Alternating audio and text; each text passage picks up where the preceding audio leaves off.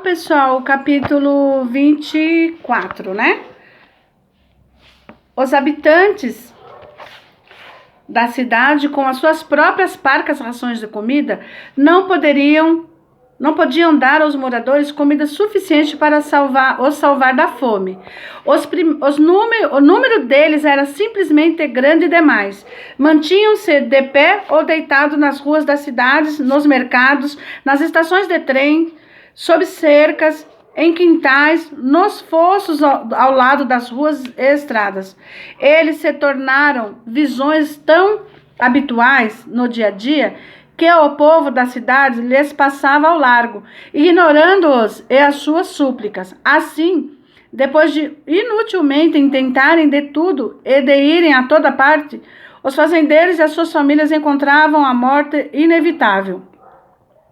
Os mortos jaziam por dias, sem serem descobertos, ignorados por dias a fio, como se fossem madeiras levadas pela correnteza.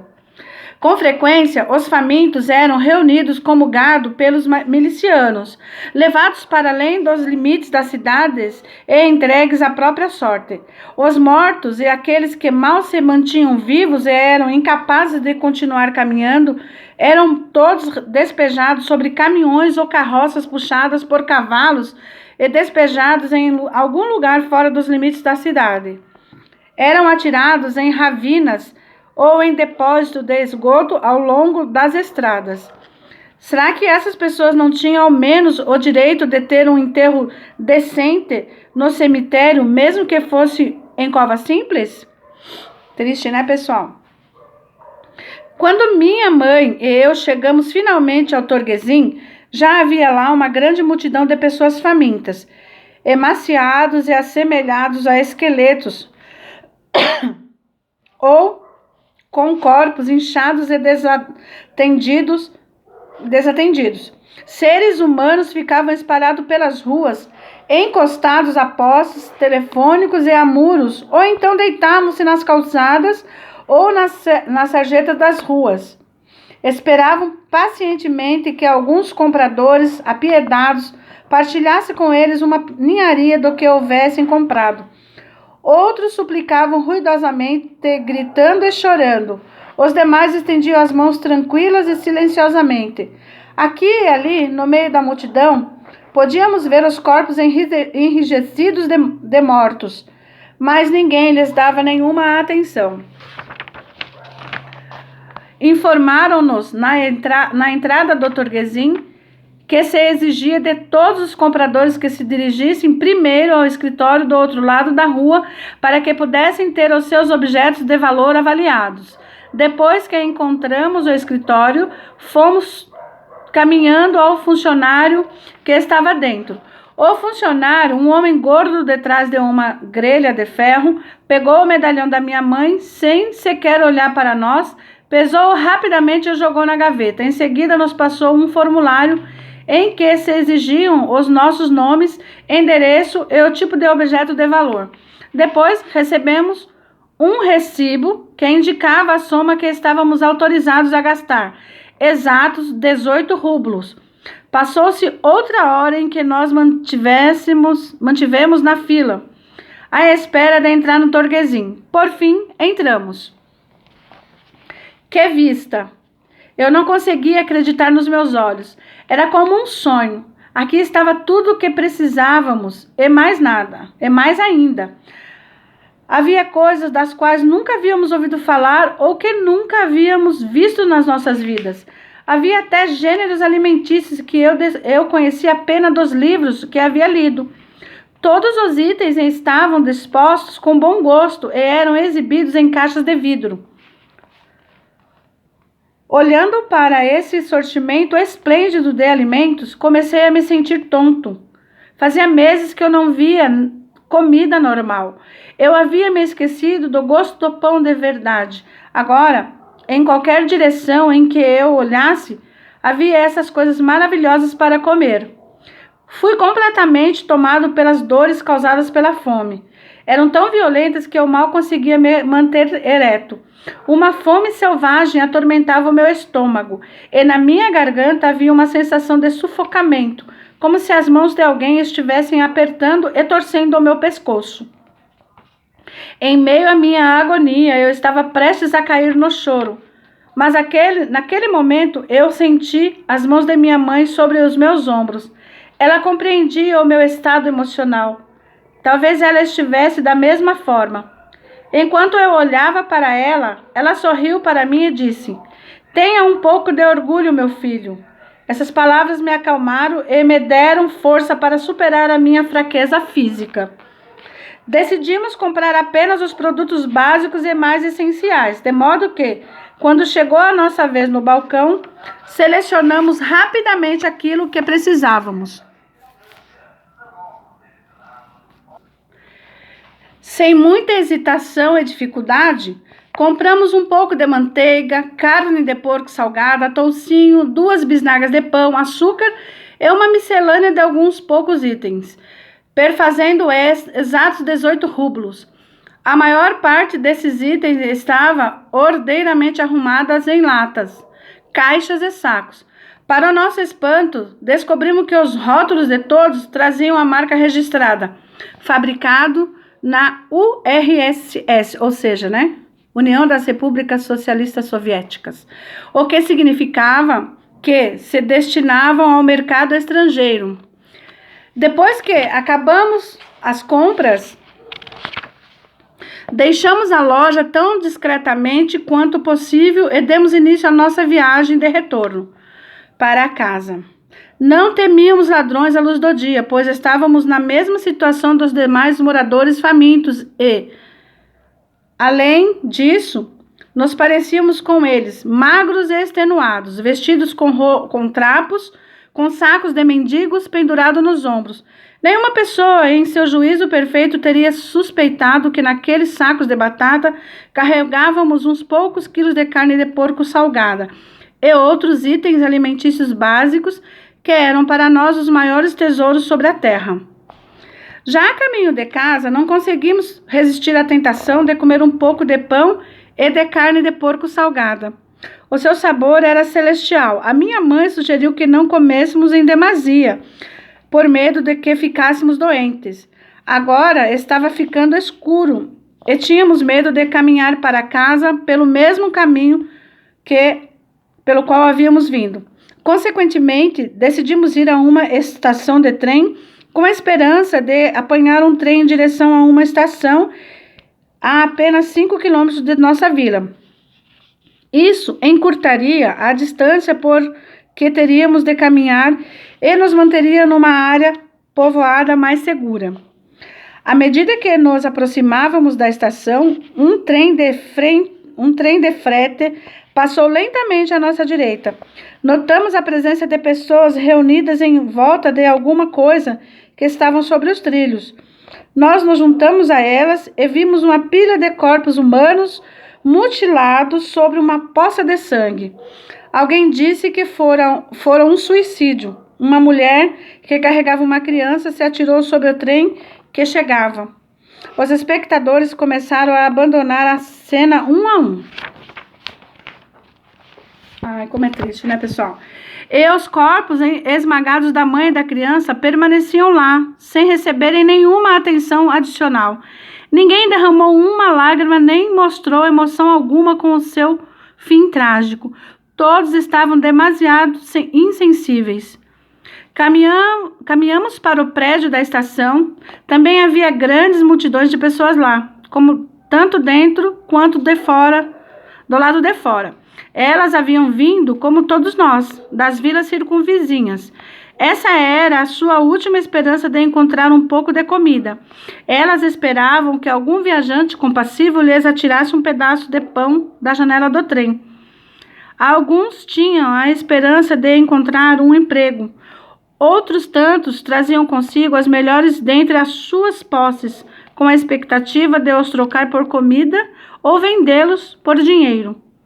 Estavam sentados pacientes sobre o chão de cimento da plataforma, molhados de neve, exibindo as suas mercadorias, trajes nacionais ucranianos lindamente bordados, feitos de materiais caseiros, junto de panos de mesa caseiros ricamente bordados.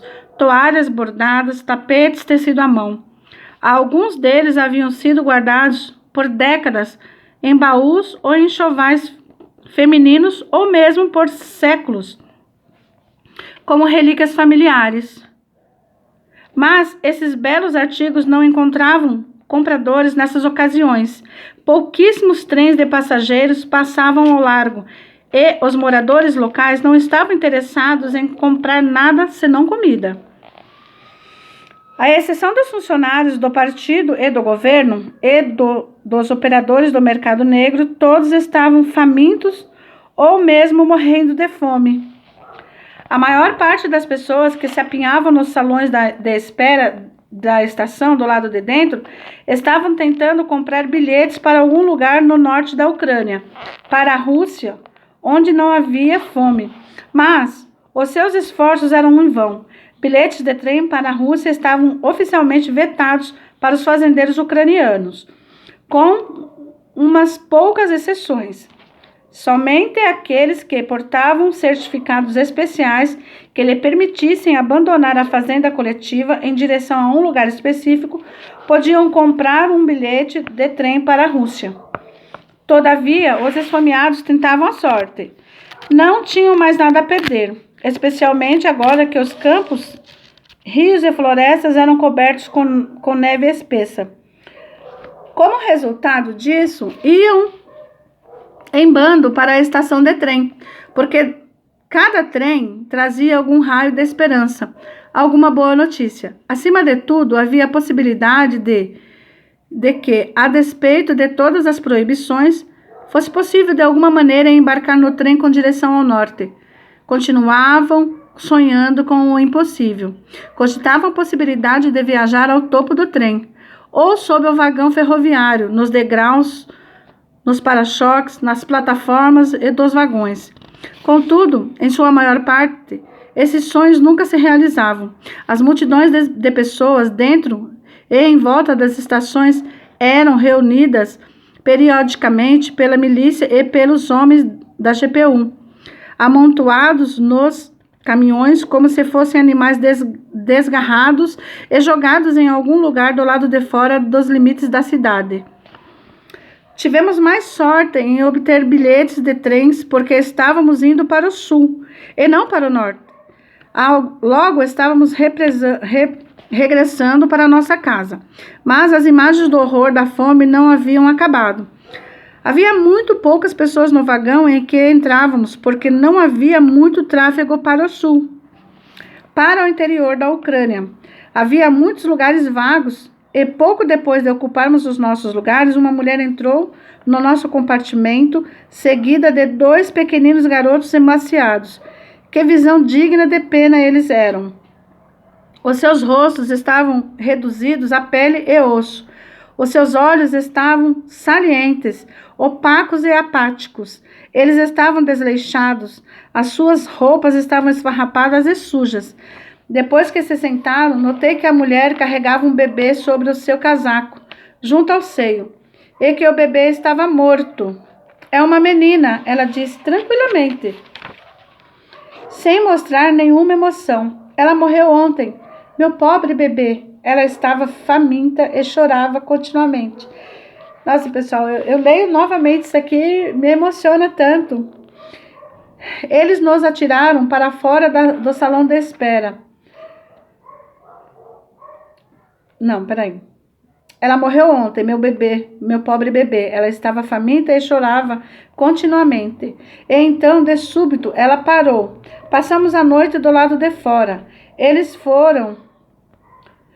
nos atiraram para fora do salão de espera. Fazia muito frio. Os meninos se encolheram sobre o meu casaco, como pintos sobre a galinha. Não sabíamos o que dizer e apenas continuamos a olhar para ela em silêncio e com piedade. Ela colocou o bebê morto sobre os joelhos e começou a desembrulhar os trapos em que estavam envoltos. Em seguida, como que dando conta de que o bebê estava morto, ela o envolveu novamente, apertando-o ao corpo e encostou as bochechas afetuosamente contra o fosso frio e rígido o rosto frio e rígido do bebê. Desculpa, pessoal, mas eu não aguento. Eu caio em lágrimas quando eu vejo essa parte, porque é triste. Ela começou a chorar e a falar com o seu bebê morto. Sinto muito. Ela soluçou com lágrimas, escorrendo pelo seu rosto e caindo sobre o bebê. Não é minha culpa. Por Deus, eu tentei. Eu fiz tudo o que pude. Eles me rotularam como inimiga do povo. Eles nos expulsaram aonde quer que fôssemos. Então ela começou a beijar o bebê com ternura. Os seus olhos, a sua testa, as suas bochechas. Não se preocupe, meu bebê. Você não ficará sozinha por muito tempo. Em breve eu vou segui-la. Em breve você estará de novo com a sua mãe e com os seus irmãos. Ai, eu não aguento, viu, gente? A minha mãe não aguentou mais ouvir as suas lamentações e, com medo de cair no choro na frente dela, levantou-se e começou a se dirigir para a porta, dando-me um sinal para segui-la. Assim que chegou ao corredor, ela deu vazão às suas emoções. Em prantos, ela me pediu que eu cortasse 3 pedaços de pão e os desse à mulher e aos seus meninos. Simples palavras não bastam para descrever a sensação que ver o pão causou àqueles seres humanos famintos. Isso é terrível, né, gente? Mas eu vou continuar. Vou conseguir. Depois de comer a metade de sua porção de pão e de guardar o resto para os seus meninos, a mulher se acalmou um tanto e conseguiu nos contar a sua triste história de maneira mais clara. Era a história típica de outras famílias ucranianas desde aquela época. Mas era incompreensível para aqueles que não viveram aquelas experiências de sofrimento e tragédia. No ano anterior, segundo soubemos, o marido desta mulher fora rotulado como curco e inimigo do povo, e banido para algum lugar do norte. Ela nunca mais ouviu falar dele novamente.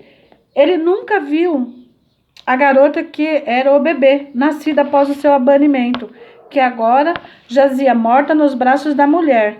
Ela havia trabalhado com afinco na fazenda coletiva, mas recebia apenas uns poucos quilos de grão e algumas verduras que representavam uma quantidade praticamente nula e se esgotaram antes da chegada do inverno. Padecendo com fome e com frio, sem nenhuma perspectiva de conseguir comida ou lenha. Ela ouviu dizer em algum lugar que na Rússia não havia fome. Ela tinha um pouco de dinheiro e assim decidiu tentar ir para o norte, em direção à Rússia com os filhos. Apesar das dificuldades, ela acabou por alcançar a estação de trem por 2 dias tentou comprar um bilhete para uma cidade na Rússia, para onde alguns vizinhos seus haviam ido. Na verdade, eles lhe haviam escrito que não havia fome lá, provando que o boato era verdadeiro. Contudo, ela não conseguiu comprar um bilhete, visto que ela não tinha um certificado necessário emitido pela fazenda coletiva. Agora, já que morrera a sua bebê, ela decidiu ir para uma outra cidade que não ficava longe de sua vila. Ela havia ouvido falar que lá estava localizado alguma espécie de abrigo para crianças. Talvez ela pudesse deixar lá os seus meninos. O que lhe aconteceria depois não importava. Ela se preocupava apenas com a sobrevivência dos seus 2 meninos. Eu saí em direção ao corredor do trem e lá fiquei enquanto olhava para fora da janela. O trem rolava sobre os trilhos com o seu movimento rítmico, campos cobertos de neve, árvores e postes de telégrafo passavam ao largo rapidamente, mas até mesmo aqui, o cenário que seria tranquilo se não fosse por isso, estava tomado pela perturbação. Ao longo dos trilhos, grupos de famintos se mantinham de pé, sentados ou deitados. Eles haviam se arrastado por um longo caminho até os trilhos de trem, na esperança de um milagre. Talvez alguém lhes atirasse um pedaço de pão. Não pude ouvir as suas vozes, mas vi as suas mãos estendidas. Alguns estavam lá segurando os filhos, Eles os erguiam para que as pessoas pudessem ver os seus corpinhos, esfomeados como se estivessem a gritar: uma migalha de pão, por favor. Não é para mim, é para meu filho. De súbito, busquei apanhar a minha saca e peguei o que sobrava de nossa bisnaga de pão. À frente, notei uma mulher com 2 criancinhas. Elas precisavam de um milagre, eu pensei. Abri a janela e, à medida que o trem se aproximava dela, joguei o pão para sua direção. Não consegui